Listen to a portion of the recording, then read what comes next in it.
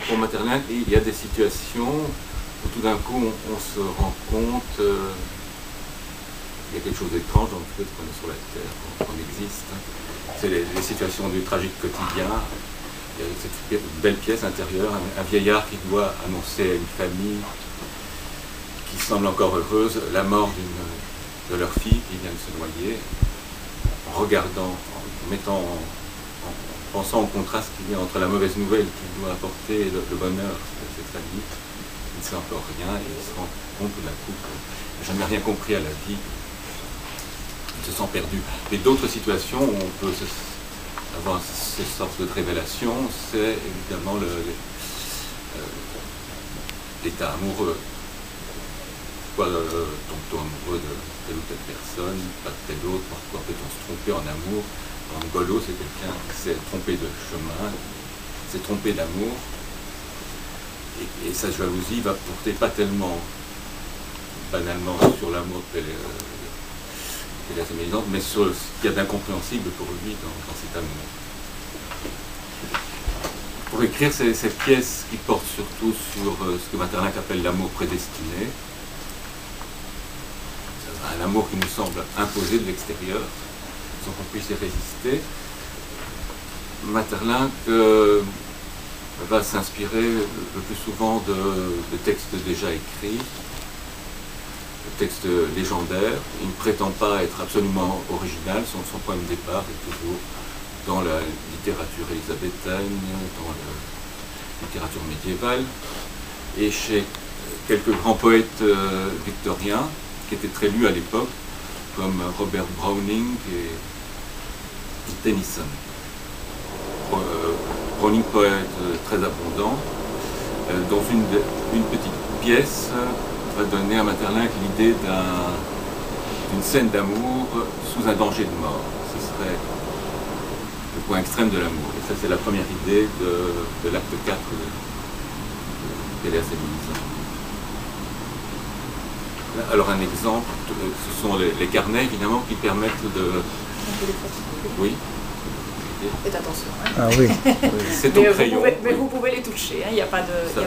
Vous voyez pourquoi c'est au crayon? Non mais vous pouvez, regarde. Donc ça c'est 1891. Donc ce sont des notes pour Mélisande, pour Péléas. Oui, pour Péléas et Mélisande, c'est l'agenda de 1891, la pièce est publiée en 92. Oui, et montée en 93. Voilà. Oui.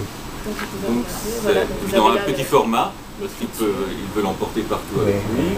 C'est au crayon parce que je peux employer d'encre. Allez-y, vous pouvez regarder. Oui. Il emploie rarement l'encre quand il est en voyage. Oui, peut-être pas encore de stylo à réservoir, peut-être à l'époque, si, déjà. Donc chez lui, quand il rédige un manuscrit, c'est au stylo.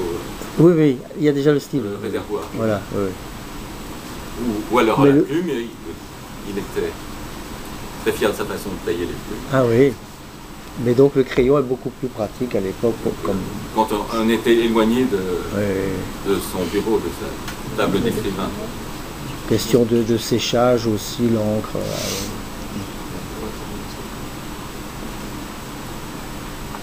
Donc comme ça, c'est inexploitable, c'est pour ça qu'il vaut mieux les transcrire. On a fait ça. Enfin, à la fois pour voir ce qui est en amont, les modèles qu'il a trouvés chez Browning, Tennyson.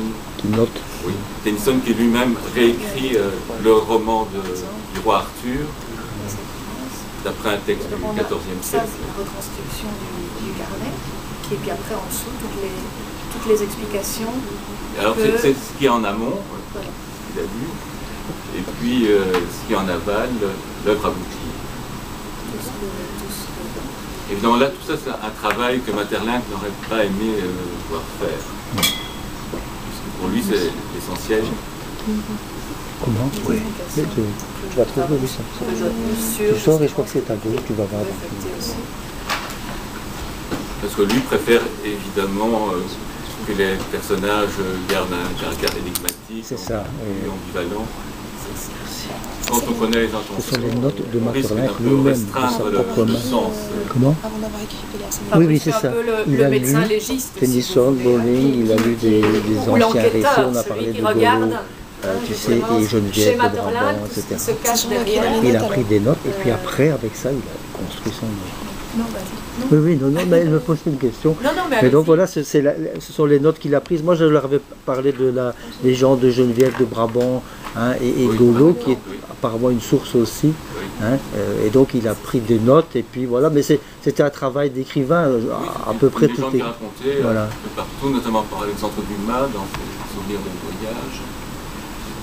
Et il s'est inspiré aussi de Macbeth, par exemple, pour l'image de la tache de sang que l'eau du déluge ne parviendrait pas à effacer, mais aussi pour une scène comme celle où l'on voit le petit Ignol. Il y a une scène un peu étrange entre le moment où Golo va chercher son épée pour tuer Péléas, à l'acte 4, oui. La scène 2, et la scène 4 de l'acte 4, qui est celle de la dernière rencontre Péléas et Mélisande, et l'assassinat de Péléas par Golo.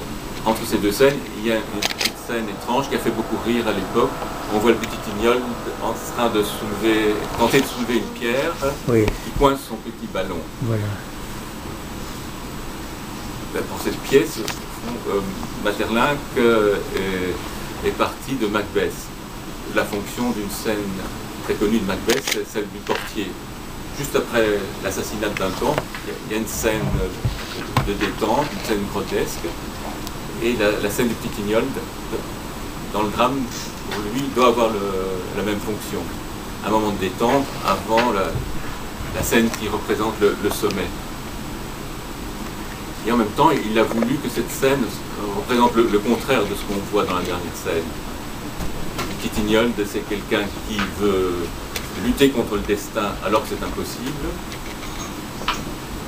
Et justement, Péléas et Mélisande comprendront au contraire que dans certains cas, il vaut mieux se laisser aller, dire oui à l'amour, même si c'est au prix de la mort. C'est un cas où la lecture des carnets permet de mieux comprendre le rôle dramaturgique que Maeterlinck a donné à une pièce.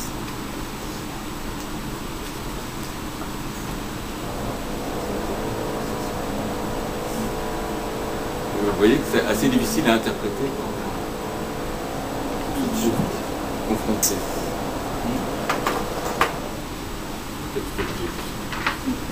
Alors par ailleurs, on a aussi la bibliothèque de Maeterlinck, qui commence à écrire ses pièces en marge de pièces de Shakespeare ou de recueils de Heine, pour lui.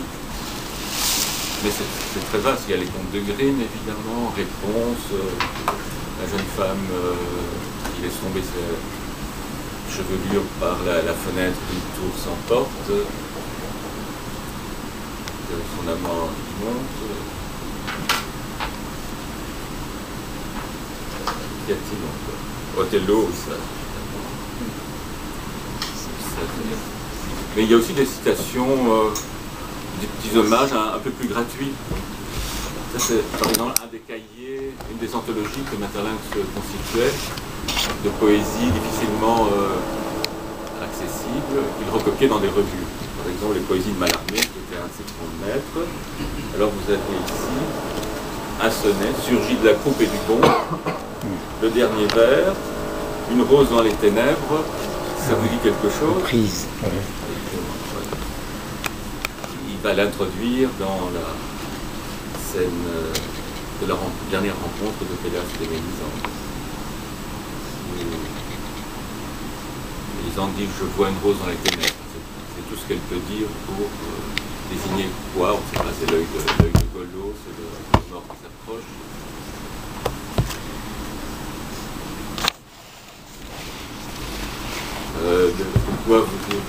C'est vrai que ça démystifie la création. Oui, quand on lit le produit fini, on se dit « Ah, c'est merveilleux, c'est personnel, comme c'est Maeterlinck ». Et en fait, tout cela, c'est aussi un emprunt, une série. Mais c'est Maeterlinck. Voilà.